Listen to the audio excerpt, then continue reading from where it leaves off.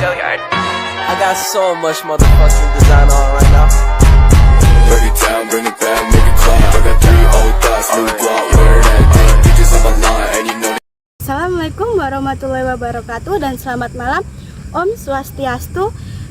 Perkenalkan, nama saya Febino Valentin. Saya dari kelas 11 IIS ingin membahas ulang materi geografi yang kita pelajari selama semester 2. Kita bahas sama-sama, guys.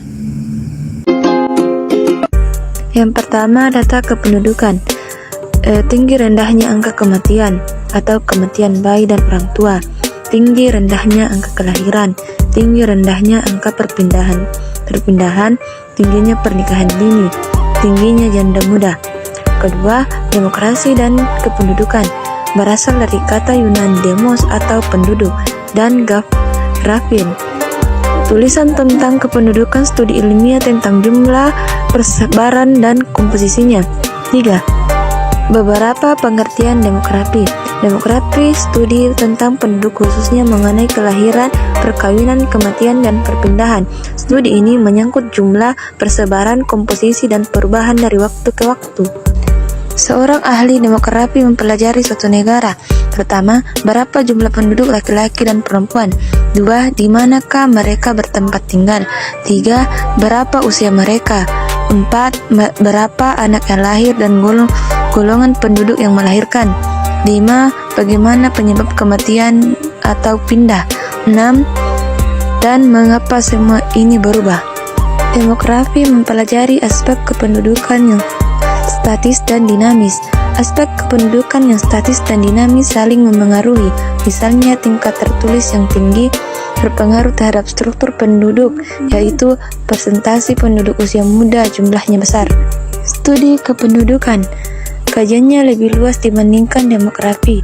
Di dalam memahami struktur dan proses kependudukan di suatu daerah, faktor-faktor non-demokrasi ikut dilibatkan. Mempelajari secara sistematis perkembangan fenomena dan masalah-masalah penduduk dalam kaitannya dengan situasi sosial di sekitarnya. Penduduk yaitu suatu kumpulan masyarakat dan melakukan interaksinya dalam suatu daerah atau orang yang berhak tinggal daerah, dengan syarat harus memiliki surat resmi hingga tinggal di wilayah tersebut. Orang dalam literanya sebagai diri pribadi, anggota keluarga, anggota warga negara, dan himpunan kuantitas yang bertempat tinggal di suatu tempat dalam batas wilayah negara pada waktu tertentu.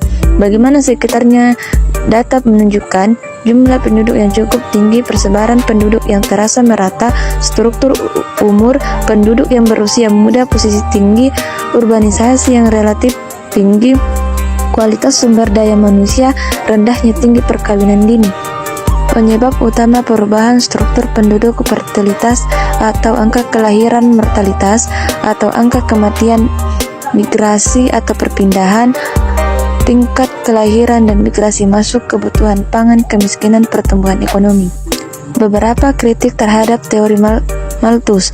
1. Tidak memperhitungkan kemajuan transportasi. 2. Tidak memperhitungkan kemajuan yang pesat dalam bidang teknologi. 3. Tidak memperhitungkan usaha pembatasan kelahiran bagi pasangan yang sudah menikah. 4.